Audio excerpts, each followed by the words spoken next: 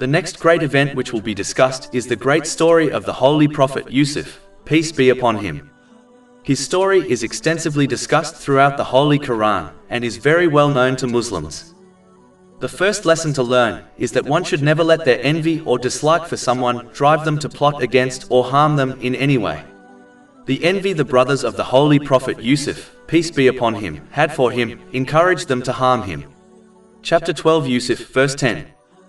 Said a speaker among them, "Do not kill Joseph but throw him into the bottom of the well. Some travelers will pick him up if you would do something."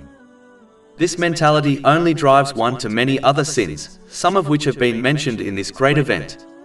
For example, it inspired them to physically harm the Holy Prophet Yusuf, peace be upon him, lie to their father, and fracture their ties of kinship with their family. A Muslim who feels dislike for others should always withhold from manifesting it outwardly, and resist this negative feeling inwardly.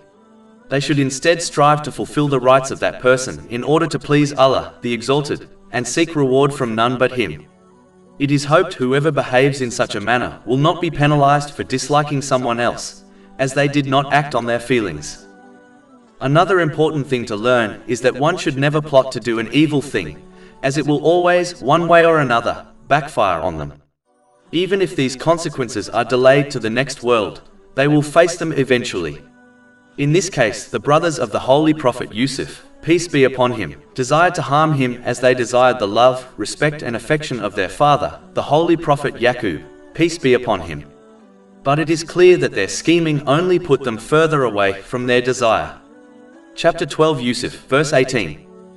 And they brought upon his shirt false blood. Jacob said, "Rather, your souls have enticed you to something, so patience is most fitting."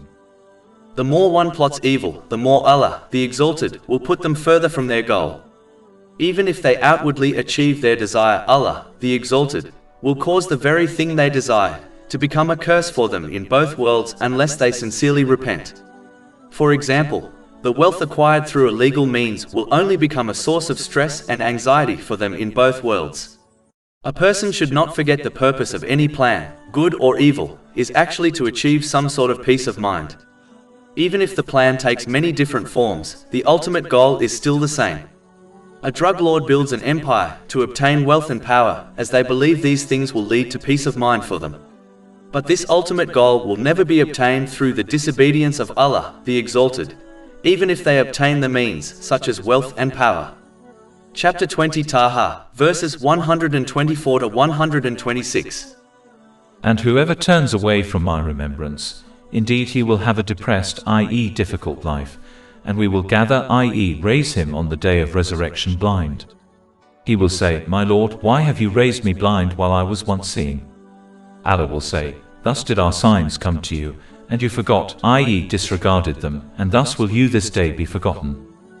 And chapter 35 Fatir, verse 43. But the evil plot does not encompass except its own people. Then do they await except the way, i.e. fate of the former peoples. Over 400 free ebooks, audiobooks, infographics, podcasts and blogs available on our website, www.shaykhpod.com.